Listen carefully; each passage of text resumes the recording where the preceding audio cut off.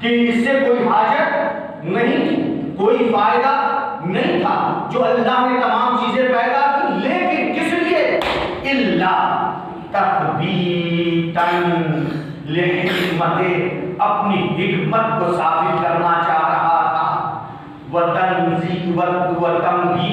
علی طاعتہ، اپنی بندگی کی طرف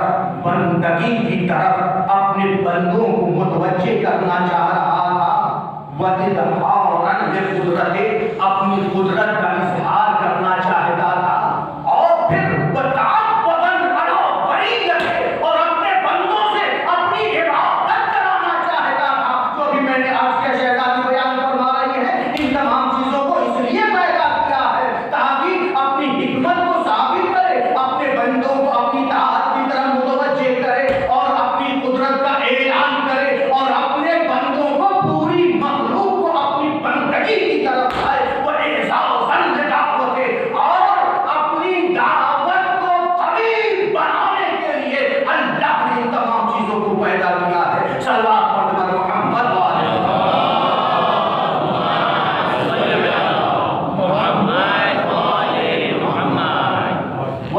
ثم جعل الثواب على طاعته، پھر اللہ تعالیٰ نے اپنی طاعت کے اوپر ثواب رکھا ہے، ووضع العقاب على معصیته، اور اپنی نافرمانی پر اس نے عقاب، عذاب معین کیا ہے، زیادتاً لعباده عن نعمته،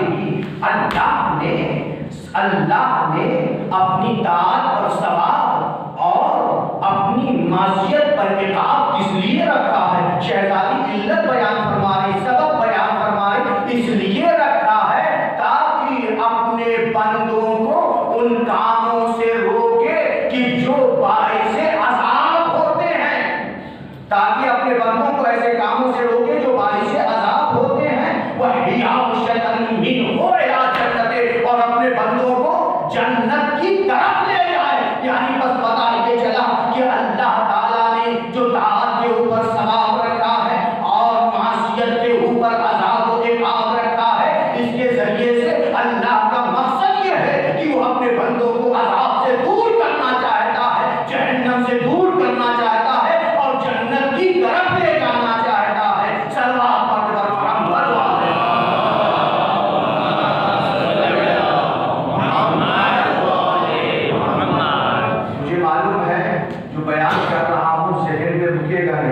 تو صحیح بات ہے، لیکن بیان کرنا اس لیے ضروری ہے تاکہ شہزادی کی عظمت معلوم ہو کہ شہزادی نے توحید کس طرح سے بیان کیا، خلقت کا تذکرہ کس طرح سے کیا ہے، شہزادی کی عظمت کا اندازہ ہوتا ہے اس خطبے کے ذریعے سے۔ ابھی یہاں پہ جو جملے آئے ہیں، لیکن جو اب بعد میں جملے آنے والے ہیں، یہاں تک جو ہے جس کی شہزادی نے گواہی دی ہے لا الہ الا اللہ کا، اور اس کے بعد یہ جملے آئے۔ اب اس کے بعد شہزادی گواہی دے رہی ہیں، وَأَشْهَدُ أَنَّ أَبِي مُحَمَّدًا رَسُولُ اللَّهِ وَعَبْدُهُ، میں گواہی دیتی ہوں میرے بابا محمد رسول خدا ہیں، وَعَبْدُهُ، اور اس کے بندے ہیں۔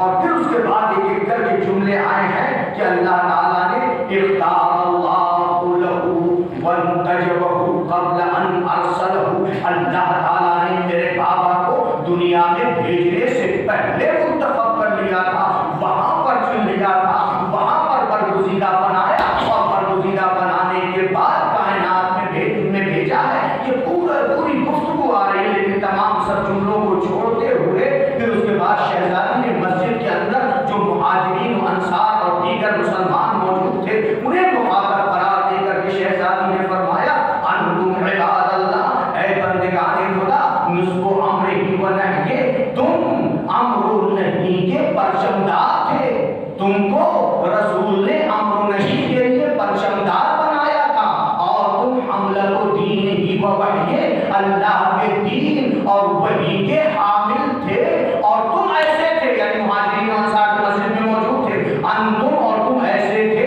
کہ جو امنا اللہ علی انفسکم، کہ اللہ کے امین تھے اپنے اوپر، وَبُلْغَاؤْهُ إِلَى الْأُمَمِ، اور قیامت تک آنے والے لوگوں تک تم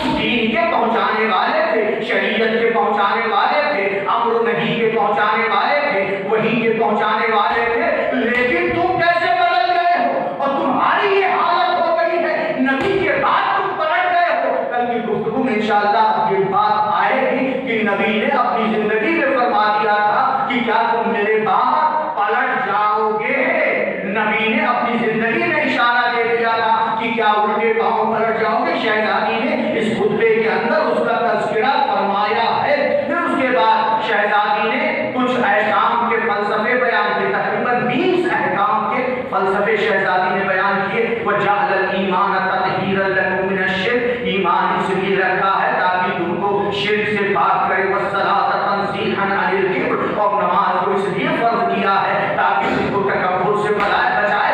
وَالصِّيَامَ تَثْبِيتًا لِلْإِخْلَاصِ، اور روزے کو اس لیے فرض کیا ہے تاکہ اخلاص کو ثابت کرے۔ اسی طرح سے شہزادی نے 20 احکام کے فلسفے بیان کیے، حکمت بیان کی، یعنی صرف اس خطبے کے اندر خطبہ فدقیہ نام ہے، فدق کا تنہا تذکرہ نہیں ہے، بلکہ 30 علوم پر 30 معارف بیان کیے ہیں۔ اور پھر آگے جو آج کی گفتگو سارے جملوں کو چھوڑتے ہوئے، چونکہ ایک خمسے میں خطبہ ہو ہی نہیں سکتا ہے، اس کے لیے کم سے کم 20 مجلسیں چاہیے، تب کہیں شہزادی کا خطبہ کم سے کم 20 مجلسیں تک کہیں شہزادی کا خطبہ بیان ہو پائے گا۔ لہذا ساری باتوں کو درمیان سے حذف کرتے ہوئے، چھوڑتے ہوئے میں اس مقام پہ آتا ہوں کہ شہزادی نے یہ جو مہاجرین و انصار مسجد میں موجود تھے، ان کو جب مخاطب قرار دیا تو مخاطب قرار دینے کے بعد اسلام سے پہلے کے جو حالات تھے وہ شہزادی نے بیان کیے۔ اسلام سے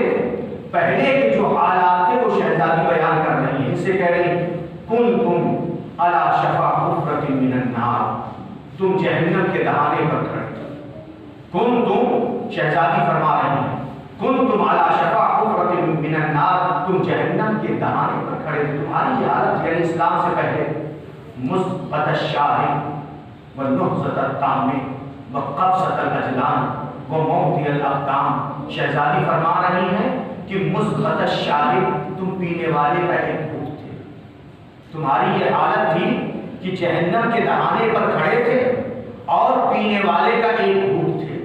گھونٹ جو پیتے ہیں نا، گھونٹ سے مراد یہی ہے، پینے والے کا گھونٹ تھے، یعنی تم اتنے ذلیل و پست تھے، تمہاری کوئی وقار، کوئی حیثیت نہیں تھی، جو جب چاہتا تھا پانی کی طرح سے تم سے فائدہ اٹھا لیتے۔ ایسے پانی کا گھونٹ ہوتا ہے، انسان بھی لیتا ہے بہت آسانی سے، اسی طرح سے تم سے جب چاہتا تھا فائدہ اٹھا لیتا تھا۔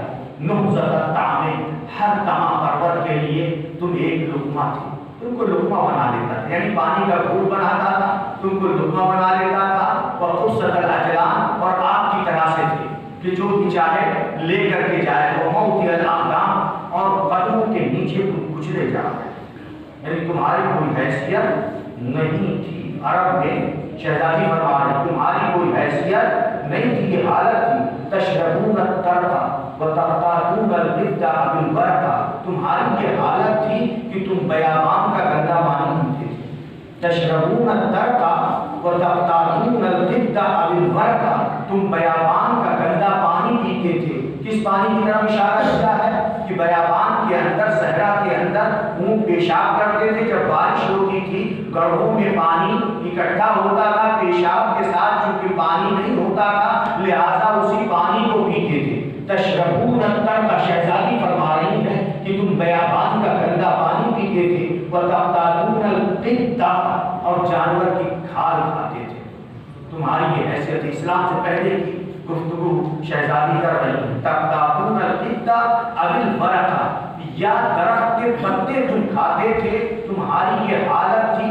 اذلۃ خاصین، تم سماج کے اندر نہایت ہی پست تھے۔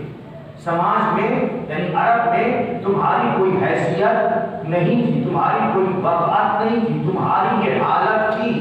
اور پھر شہزادی فرما رہی ہے کہ تمہاری یہ حالت تھی۔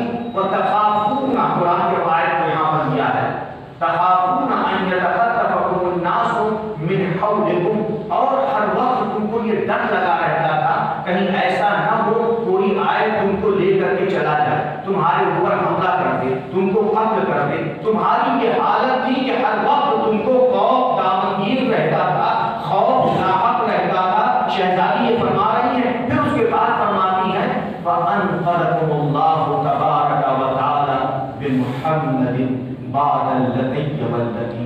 تمہاری یہ حالت تھی، ان حالات کے بعد اللہ تعالیٰ نے میرے بابا محمد کے ذریعے سے تم کو نجات دی.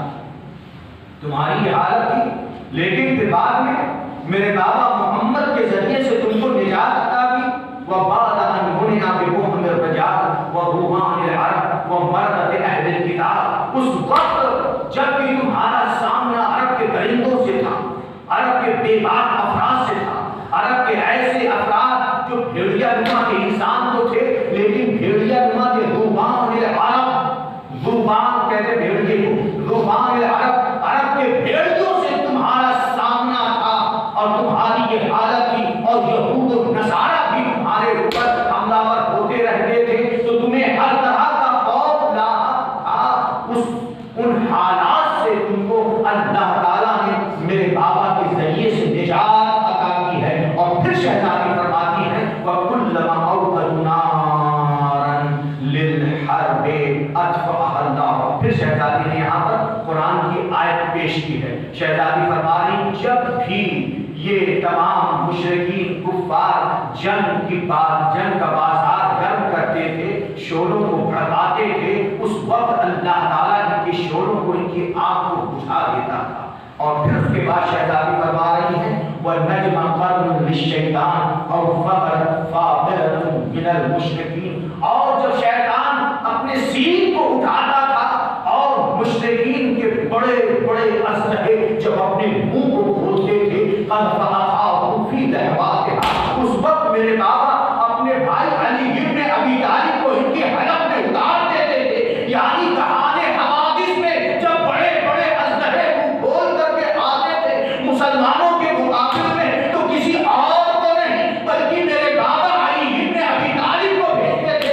اور جب یہ جاتے تھے فراجن کا جو شہزادی فرما رہی ہے جب یہ میدان جنگ میں جاتے تھے، مشرکین کے مقابلے میں جاتے تھے، کفار کے مقابلے میں جاتے تھے، یہود و نصارہ کے مقابلے میں جاتے تھے فلا ينكفئ حتى يدع سماحها بأنفسه. اور جب یہ جاتے تھے میرے ابن عم اس وقت تک واپس نہیں پلٹتے تھے جب تک ان کی گردنوں کو اپنے پیر کے تلووں سے کچل نہیں لیتے تھے. وقم ويؤمن الله بسيفه. اور اپنی تلوار سے ان کی آنکھ کو بجھا نہیں لیتے تھے، اس وقت تک واپس نہیں پلٹتے تھے. صلوات پڑھنے پر محمد والے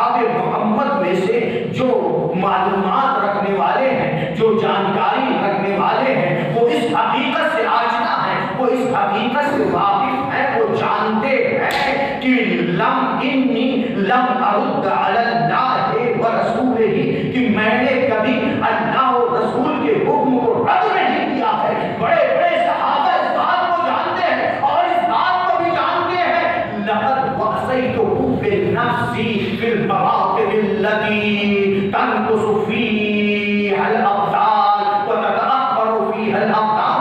اور ایسے موقعوں پر اور ایسے مقامات پر میں نے نبی کی طرف سے دفاع کیا ہے کہ جب بڑے بڑے بہادر پیچھے ہٹ جاتے تھے اور ان کے قدم لرزہ پر اندام ہو جایا کرتے تھے، اس موقع پر میں نے نبی کی مدد کی ہے. صلوات پڑھنے پر محمد والے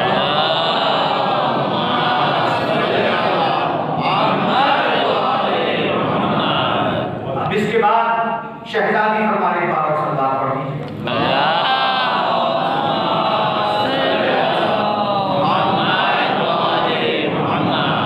شہزادی پھر فرماتی ہے مولا کائنات کے اب صفات بیان فرما رہی علی ہیں کون؟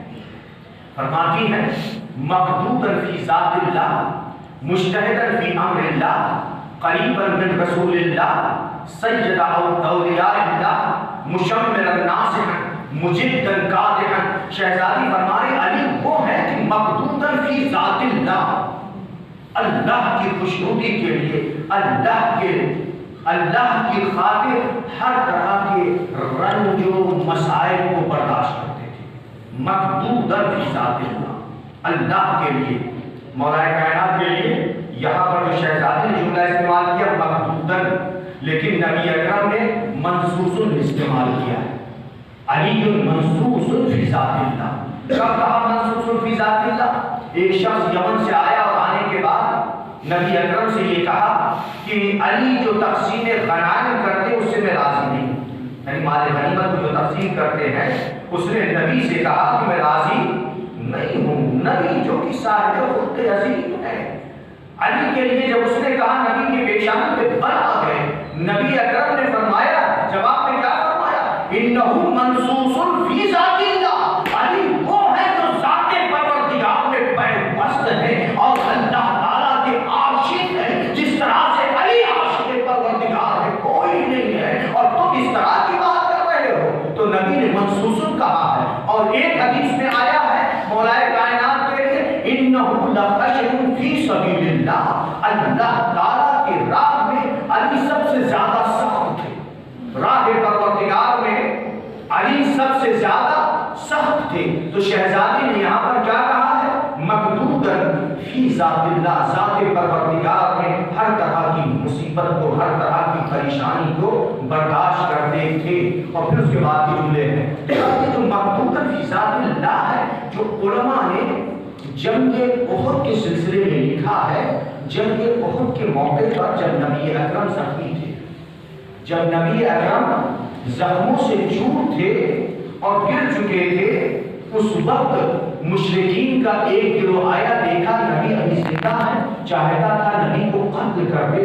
उस वक्त नबी अकरम ने मौलाए कायनात को आवाज दिया, है अली आओ मेरी तरफ से दिफा करो। मौलाए कायनात आए और आने के बाद दिफा किया। फिर इसी तरह से दूसरा गिरोह आया मुशरिकीन का, नबी की तरफ बढ़ा, चाहता था नबी को कत्ल करे। नबी अकरम ने आवाज दी, है अली आओ, है अली आओ मेरी तरफ से दिफा करो, इनको दूर करो। मौलाए कायनात आए, आने के बाद उस लश्कर को भी पीछे हटाया और सरदारों को तहरीर किया। फिर उसके बाद तीसरा गिरोह आया, तीसरे गिरोह के मुशरिकीन भी चाहते थे नबी को कत्ल करे। नबी ने अली को आवाज दी, मौलाए कायनात आए, उस तीसरे गिरोह को भी पीछे हटाया और सरदारों को तहरीर किया। जंगे उहद के मौके पर मौलाए कायनात जब जंग लड़ रहे थे, इसी अज़ना में मौलाए कायनात की तलवार टूट जाती है। जब मौलाए कायनात की तलवार टूट गई तो नबी अकरम ने अपनी तलवार, जिसका नाम जुल्फ़िकार है,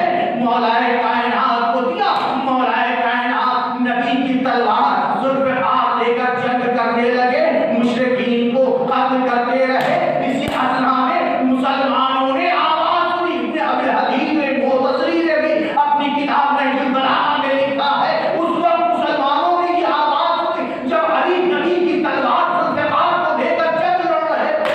तो क्या आवाज सुनी? आवाज आ रही थी, ला वता इल्लाहि ला सैफ इल्ला जुल्फ़िकार। सलवात पढ़ते पर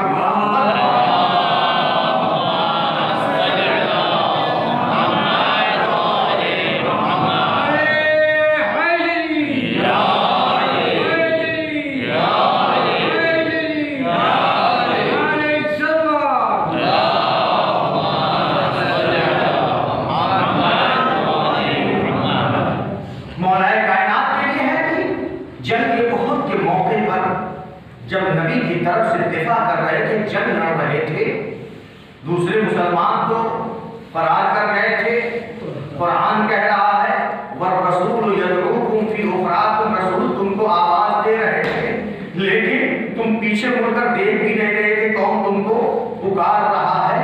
जंग उहद में पहाड़ियों पे चले गए, लेकिन मौलाए कायनात जंग लड़ते रहे। सिर्फ तुम और मौलाए कायनात और अबू दुजाना, सिर्फ दो साबित कदम थे, इसके अलावा सब फरार कर गए थे और नबी थे, नबी जख्मी थे। मौलाए कायनात ने जो जंग उहद में जंग लड़ी है, मौलाए कायनात के जिस्म पर इब्ने दाब लिखते हैं, बाज़ किताबों में है 70, लेकिन इब्ने दाब ने ये लिखा है मौलाए कायनात के जिस्म पर 80 زخم آئے تھے، 80 زخم آئے تھے مولا کائنات کے ہاتھ پر، سینے پر، پیٹ پر، بازو پر، قدموں پر، سر پر، سب ملا کر کے 80 زخم تھے۔ اور یہ اتنے کاری، اتنے گہرے زخم تھے کہ پٹی ایک طرف سے ڈالی جاتی تھی، دوسری طرف نکلتی تھی۔ شباہت دی ہے کہ جس طرح سے گوشت کا قیمہ بنایا جاتا ہے، علی کے جسم پر گوشت اس طرح سے قیمہ کی طرح نظر آتے تھے۔ مولا کائنات ایک کھال پر لیٹے ہوئے تھے۔ نبی اکرم جنگ احد کے بعد مولا کائنات کی عیادت کے لیے گئے، دیکھا علی زخموں کی وجہ سے تڑپ رہے ہیں۔ نبی اکرم نے دیکھنا، برداشت نہ ہوا، نبی اکرم رونے لگے، نبی کی آنکھوں سے آنسو ٹپکنے لگے، اور روتے ہوئے نبی اکرم نے فرمایا ان رجلا یصیبہ ھذا فی اللہ، اس شخص کو، اس مرد کو یہ جو زخم آیا ہے اللہ کی راہ میں آیا ہے۔ فاطمہ زہرا نے کہا ہے مقبوضا فی ذات اللہ، ہر طرح کی مصیبت، ہر طرح کی رنج، ہر طرح کی تکلیف، ہر طرح کی مشقت کو علی راہ خدا میں برداشت کرتے تھے۔ نبی اکرم نے دیکھا تو بے ساختہ زبان سے نکلا اس مرد کو، اس شخص کو جو زخم آیا ہے راہ خدا میں آیا ہے، انہ لحق علی اللہ، اس شخص کا اللہ کی گردن پر حق ہے، یفعل بہ ویفعل، کہ اللہ علی کو یہ عطا کرے، علی کو یہ دے، علی کو یہ دے، یعنی علی کا حق اللہ کی گردن پر ہے۔ ہوتا کیا ہے؟ اللہ کا حق بندوں کی گردن پر ہے، لیکن نبی اکرم نے یہاں پہ کیا فرمایا؟ لحق علی اللہ ہے، علی کا حق اللہ کی گردن پہ ہے کہ علی کو تمام فضائل و کمالات سے نوازے، جو کچھ بھی چاہے اللہ علی کو دے، پھر بھی کم ہے۔ جو علی نے دین خدا میں اللہ کی خاطر، ذات پروردگار کی خاطر جو زحمت کی ہے، جب نبی اکرم نے یہ جملہ کہا تو مولا کائنات جب کہ تڑپ رہے تھے زخم کی وجہ سے، مولا کائنات نے کہا یا رسول اللہ ہمارے ماں باپ آپ پر فدا ہو جائیں، ہمارے ماں باپ آپ پر فدا ہو جائیں۔ اللہ نے مجھ کو توفیق دی کہ میں نے نہ دشمن کی طرف کبھی پیٹھ کی ہے، پیٹھ دکھائی ہے دشمن کو، اور نہ ہی میں میدان سے کبھی بھاگا۔ شکر ادا کر رہے ہیں۔ اور پھر اس کے بعد مولا کائنات کہتے ہیں اے اللہ کے رسول، میرے ماں باپ آپ پر فدا ہو جائیں، فیض شہادت سے کیوں میں محروم رہا، فیض شہادت سے کیوں میں محروم رہا۔ نبی اکرم نے کہا اے علی ایسا نہیں ہے، شہادت تمہارے نصیب میں ہے، تم اس وقت تک دنیا سے نہیں جاؤ گے جب تک تمہاری داڑھی تمہارے سر کے خون سے رنگین نہیں ہو جائے۔ پھر اس کے بعد نبی اکرم نے کہا اے علی، ابو سفیان حمراء الاسد پر ملنے کا وعدہ کیا ہے۔ ابو سفیان نے حمراء الاسد پر ملنے کا وعدہ کیا، یعنی اس نے للکارا تھا، جنگ احد میں مقابل میں تھا ابو سفیان۔ تو مولا کائنات فرماتے ہیں اے اللہ کے رسول، اگر میرے جسم پر اس سے بھی زیادہ زخم آئے، اس سے بھی زیادہ میں زخمی ہو جاؤں، اتنا زخمی ہو جاؤں، اتنا زخمی ہو جاؤں کہ میں اپنے قدموں سے چل نہ سکوں، مجھ کو کاندھے پہ لے جایا جائے تو بھی میں آپ کی نصرت سے گریز نہیں کروں گا۔ یعنی اشارہ یہ دیا کہ میں حاضر ہوں، میں تیار ہوں۔ جب مولا کائنات نے یہ جملہ کہا، آیت نازل ہوئی۔ کیا آیت نازل ہوئی؟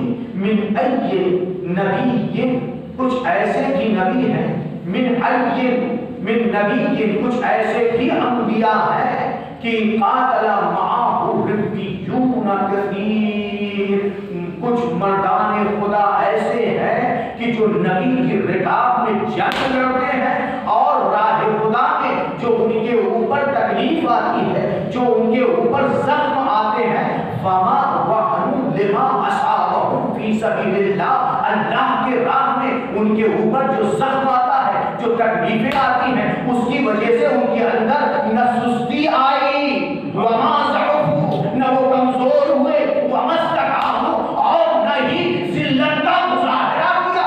یہ آیت مولا کائنات کی شان میں نازل ہوئی ہے۔ صلوات پڑھ پر محمد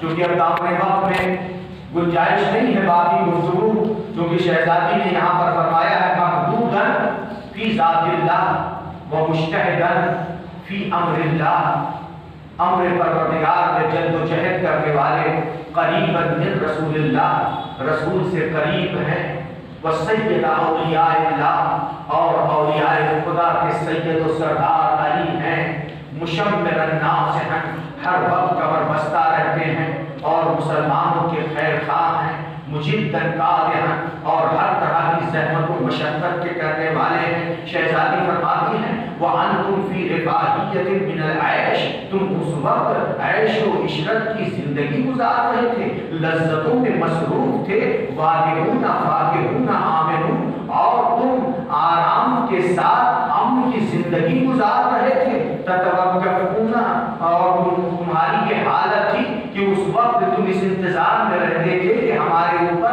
مصیبت آئے، ہمارے اوپر بلا نازل ہو جائے، تم اس کا انتظار کرتے تھے۔ شہزادی نے فرمایا ہے، یعنی شہزادی نے یہ بتا دیا ہے کہ اس کے حقدار، اس خلافت کے حقدار علی ابن ابی طالب ہیں، وہ خلافت تک پہنچنے کا حق رکھتا ہے جس نے نبی کی اس طرح سے مدد کی ہے، جو نبی کا جانثار تھا، جو نبی کا یار و مددگار تھا۔ تم نہیں، یہ جو آگ اور لکڑی لے کر اکٹھا ہوئے اور آنے کے بعد فاطمہ زہرا کے گھر میں آگ لگا دیتے ہیں، فاطمہ کی پسلیاں ٹوٹی،